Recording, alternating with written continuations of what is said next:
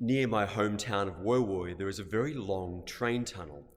And going through that tunnel as a child was both exciting and terrifying, because we would leave the outskirts of Woy Woy and be plunged into the darkness of the tunnel at speed. And the tunnel was so long that you'd feel an air pressure differential that would make your ears pop like on a plane. I'd press my face to the window and try to stare out to see if I could see anything in this intense, deep darkness, which of course I couldn't, until we finally, about 90 seconds later, which felt like an eternity, rushed out into the bright sunlight at Wondabyne on the outskirts of the Hawkesbury River. For me, that train journey and that tunnel has always been an image of life, death, and life after death. It's also been for me an image of the feast we celebrate today, that of the Assumption of the Blessed Virgin Mary. This feast day is an important one for us. We celebrate every year on August 15, but it's only once every 7 years that it takes place on a Sunday and supplants the ordinary Sunday as it is this week. When we think about all the feast days of Mary, in times past there was a great emphasis placed on how different to us Mary is, how wonderful, how exalted she is. Mary was the Queen of Heaven, the virtuous one, the pure. She was the ever-Virgin Mary, pristine and perfect, and we were the poor, wretched sinners walking in this vale of tears. And while to take nothing away from Mary's wonderfulness and her glory, the Second Vatican Council reframed our relationship to Mary. That rather than saying how different from us she is, it's emphasised how much like her we are meant to try to become, by placing Mary as the first disciple of Jesus, the model disciple, the one whom we are meant to become like and follow. And in doing so, it means that every Marian feast day, including Assumption, actually says something about us as well as about her. It's something for us to aspire to. So what is the Feast of the Assumption of Mary saying about Mary herself, but what is it saying about us, and what invitation does it have for us? And where does a train tunnel fit in all of that?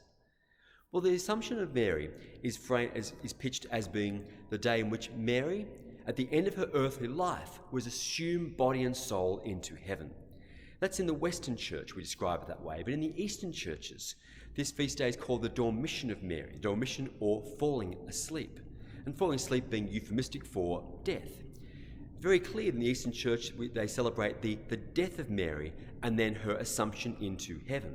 Something we kind of avoid in the Western Church about saying that Mary died, but of course she had to. We might imagine somehow that Mary kind of floated up to heaven without dying, but that's actually impossible.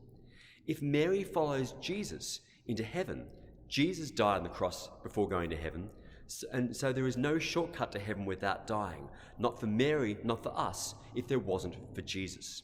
And so that's what we actually need to acknowledge today. This is the acknowledgement of Mary's death, but more importantly, her assumption into heaven is saying body and soul, meaning she's completely taken into heaven. And whatever processes there are of waiting, of judgment, of purification, whatever process it might be for us as mortals on the way to heaven, Mary has already gone through all of these. These are complete.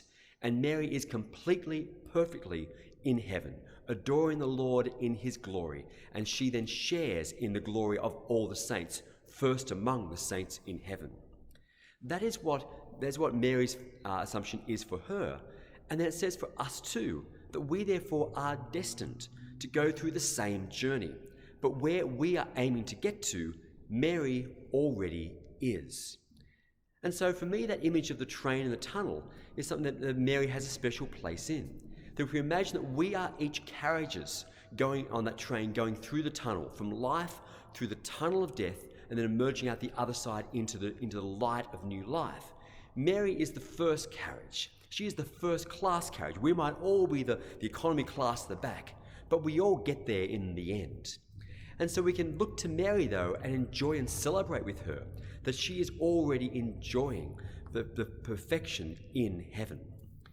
The second reading today is actually the one that tells us all of this. But it's in dense theological language of St. Paul in his first letter to the Corinthians. That St. Paul says that Christ has died, the first fruits of all who have fallen asleep. Again, that falling asleep being the euphemism for dying. And he said, so this tells us that it is Jesus who does the work. Jesus is the engine on this train. Mary and you and I could not get there without Jesus. It's not by our own power that we can ever be invited home to heaven. God the Father invites us because of what Jesus has done for us. And so Mary, we can say, is redeemed, as we hope to be redeemed completely in the fullness of time. And that dense passage from Corinthians goes on to say that at the end of time, Christ will present the completed, perfected creation, all fully redeemed, to God the Father at the very end of time. And so the Assumption of Mary is a much more beautiful, more poetic a way for us to explore that mystery.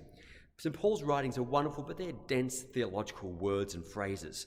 But the image of Mary in glory, flowing robes, moving to the face of God the Father, being face to face with the Father in heaven, is something I think we can grasp. And it's a beautifully Catholic way of approaching a dense theological doctrine, to make it real and posited in a real person, Mary of Nazareth, who lived a beautiful life, who followed Christ, who was the first one to hear the word of God and keep it, who was there at the foot of the cross, who was there gathered with the disciples that come in the Spirit, and for us is the model of discipleship for us as well.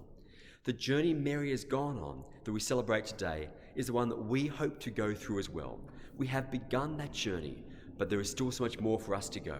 So as we celebrate and rejoice with Mary and her glory today, let's celebrate all that God is inviting us to do as well.